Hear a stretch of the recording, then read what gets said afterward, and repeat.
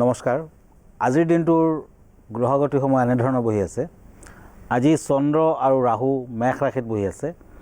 তাৰমানে আজিৰ দিনটো জাতক জাতিকাসকলৰ জন্ম হ'লে মেষ ৰাশি হ'ব।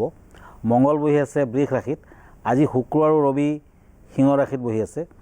লগ্ন হ'ল কন্যা লগ্ন, লগত বুধ বহি আছে। কেতু আজি তুলা ৰাশিত বহি আছে। শনি নিজ ঘৰত তাৰমানে মকৰ ৰাশিত বহি আছে আৰু বৃহস্পতি স্বক্ষেত্ৰী মীন ৰাশিত বহি আছে। আজিৰ দিনটোত যদি আপুনি জন্মগ্ৰহণ কৰিছিলে আপোনালৈ হেপ্পী বাৰ্থডে থাকিল। আপোনাৰ নিজৰ ৰাশিচক্ৰ আৰু আজিৰ দিনটোৰ ৰাশিচক্ৰ চালে এই বৰ্তমান বছৰটোৰ আৰু যি কেইটা দিন আছে আপোনাৰ বাবে কিছু শুভকাৰক হ'ব। আপুনি স্বাস্থ্য পাতিৰ ক্ষেত্ৰত অৱশ্যে কিছু পৰিমাণে চিন্তিত হ'ব পাৰে, কিন্তু বিদ্যাৰ্থীসকলৰ শুভ, চাকৰিয়ালসকলৰ শুভ আৰু নিবনুৱাসকলৰ কৰ্মপ্ৰাপ্তিৰ যোগ দেখুৱাইছে। তথাপি বছৰটোৰ বাবে আপুনি যদি এটা লাকি ষ্টোন ইউজ কৰিব খুজিছে, এটা গেৰুৱা বৰ্ণৰ ৰেড কৰেল আপুনি ইউজ কৰিব পাৰে আৰু এই কৰেলটো আপুনি ৰিং ফিংগাৰত পিন্ধিব, তামেৰে বনাই পিন্ধিব। পাৰিলে বছৰটোৰ বাবে মংগলবাৰ দিনটো পালন কৰক আৰু বগলা দেৱীৰ আৰাধনা কৰক। ধন্যবাদ। এতিয়া আহিছোঁ আজিৰ দিনটোৰ ৰাশিফললৈ। প্ৰথমতে মই মেষ ৰাশিৰ ফলাফল ক'ম। এৰিছ, পৰিয়ালৰ ক্ষেত্ৰত আজি শুভ ফল পাব। আজিৰ দিনটোত কোনো শুভ সংবাদে মানসিক শান্তি দিব। অৱশ্যে আবেলি পৰত আকৌ অশুভ সংবাদ লাভ কৰিব পাৰে, তেতিয়া মানসিক অশান্তি হ'ব। প্ৰেমত সাৱধান থাকক। বিয়া বাৰুৰ ক্ষেত্ৰত বাধা আছে। শুভ কালাৰ হ'ব ৰেড এণ্ড য়েলো। শুভ নাম্বাৰ হ'ব 7। এতিয়া আহিছোঁ বৃষ ৰাশিলৈ। তৰাছ, ধৈৰ্য সহকাৰে কাম কৰিলে ভাল ফল পাব। আজি আপোনাৰ সুযোগ লৈ কোনোবাই আপোনাক ক্ষয়ক্ষতি কৰিব পাৰে, সাৱধান হওক। বন্দুক বিশ্বাসত নল'ব। বিদ্যাৰ্থীসকলৰ উত্তম। শুভ কালাৰ হ'ব য়েলো। শুভ নাম্বাৰ হ'ব 4। এতিয়া আহিছোঁ মিথুন ৰাশিলৈ। জেমিনি, মিথুন ৰাশিৰ জাতক জাতিকাসকলৰ দিনটো মধ্যম। শিক্ষাৰ্থীসকলৰ শুভ ফল দেখুৱাই আছে। দুৰ্ঘটনা হ'ব পাৰে, সাৱধান হওক। কোনো ধৰণৰ ড্ৰাইভিং নকৰিব। ব্যৱসায় বাণিজ্যত নতুন পৰিচয় লাভ। কৰ্মত শুভ ফল। আজি পাৰিলে এটা পোৱালমণি নতুবা তামৰ আঙুঠি ৰিং ফিংগাৰত পিন্ধক। শুভ কালাৰ হ'ব গেৰুৱা। শুভ নাম্বাৰ হ'ব 1।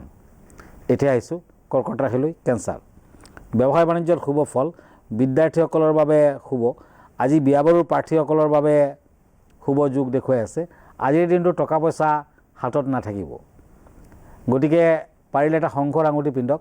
বগা কালাৰটো বেছিকৈ ইউজ কৰক। শুভ নাম্বাৰ হ'ব 7। এইখন চিঠি লিখিছে MK ৰয় চৌধুৰী, এখেতে দুলীয়াজানৰ পৰা লিখিছে। কিৰিয়ং ডাঙৰীয়া, পোনপ্ৰথমতে মোৰ নমস্কাৰ গ্ৰহণ কৰিব। পূজা পাতল কৰোঁতে কিছুমান কথা মানি চলিব লাগে বুলি আপুনি কৈছিলে। মোৰ অৰ্থনৈতিক সমস্যাৰ সমাধানৰ বিষয়ে কিবা ক'ব নেকি? ৰত্ন পিন্ধিলে ভাল হ'বনে? পূজা পাতল কৰিলে ভাল হ'ব? পূজা পাতল কৰিলেও কামত দিয়ে, কিছুমান নিয়ম কানুনৰ মাজেৰে চলিব লাগে, কিন্তু ৰত্ন পিন্ধিলে আপুনি চাইণ্টিফিকেলি অকণমান সোনকালে কাম পাব। গ্ৰহ নক্ষত্ৰৰ ৰেৰ লগত, পোহৰৰ লগত ৰত্নৰ এটা সম্পৰ্ক আছে। এনে ধূপ দীপ দান কৰোঁতে দেৱতাসকলৰ দক্ষিণ ফালে দীপ দান কৰিব লাগে। বাওঁফালে নতুবা সন্মুখ ফালে কিন্তু নিদিব। ধূপ বাওঁফালে দিব পাৰে। আসন নতুবা ঘটত ধূপ নিবেদন কৰিব নাপায়, আৰু তেনে কৰিলে কিন্তু মৰণত কষ্ট হয় আৰু স্বৰ্গৰ দুৱাৰ খোল নাখায়। প্ৰদক্ষিণ, কিছুমান দেৱ দেৱীক প্ৰদক্ষিণ কৰি সন্তুষ্ট কৰিব লাগে। দেৱীক এবাৰ প্ৰদক্ষিণ কৰিব লাগে। সূৰ্য আৰু গণেশক 3 বাৰ, বিষ্ণুক 4 বাৰ প্ৰদক্ষিণ কৰিব লাগিব। শিৱক অৰ্ধ প্ৰদক্ষিণ কৰিব লাগে। শিৱ মন্দিৰ অৰ্ধ প্ৰদক্ষিণ কৰিব আৰু পুষ্প বিল্লপত্ৰ দান কৰিব লাগে। পুষ্প যিদৰে সংগ্ৰহ কৰিব সেইদৰে দেৱতাক দিব, মাজৰ ছিঙিব নালাগে। বেলপাত অধমুখেৰে দিব আৰু অন্তৰৰ শ্ৰদ্ধাপূৰ্বক দিব লাগে, নতুবা পূজাৰ ফল নাপাব।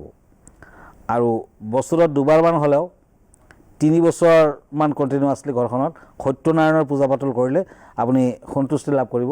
আৰু যদি আপুনি ৰত্ন পিন্ধিব খুজিছে তেতিয়া এটা পখৰাজ পিন্ধক, সোণত বনাই পিন্ধিব, ভাল হ'ব। ধন্যবাদ।